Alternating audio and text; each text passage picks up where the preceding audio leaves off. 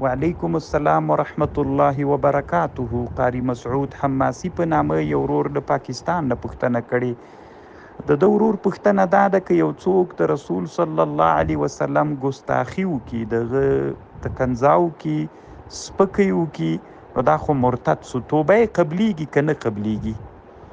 نو محترمه وروره، توبه یې قبلیږي، و د توبه قبوله ده. اگر چې مشهوره داسې ده چې د ګستاخ رسول توبه قبوله نه ده. دغه مسئله علامه ابن العابدین شامی په دې مستقل کتاب هم جوړ کړی د محترمه، او په رد المحتار کې هم ډیر ښه علمي تحقیق کړی ده.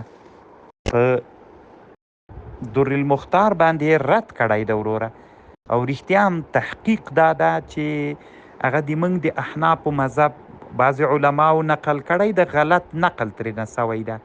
صحیح خبر دا ده وروره چې توبه د ګستاخ رسول قبلیږي، او په دې ما یو بحث هم کړی، که خادمینو ورونو سره دغه بحث وي نشر دي کې. الله دې جوړ ده.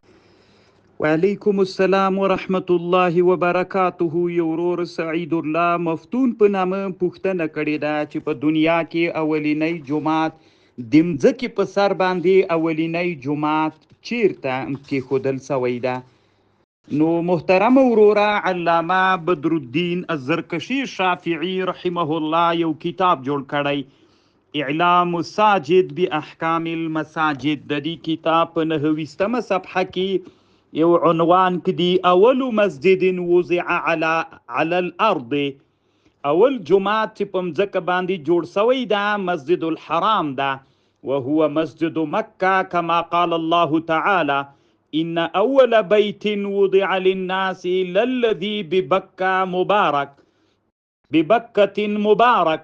دا اولینی جماعت ده. قرآن موی دا اولینی جماعت ده. وفي الصحيحين عن ابي ذر رضي الله عنه قال سألت رسول الله صلى الله عليه وسلم عن أول مسجد وضع على الأرض فقال المسجد الحرام، فقلت ثم أي؟ قال المسجد الأقصى. قلت وكم بينهما؟ قال 40.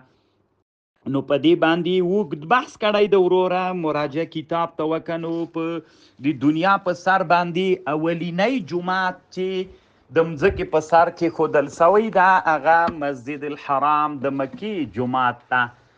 اعلام الساجد باحکام المساجد، بدر الدین الزرکشی الشافعی رحمه الله.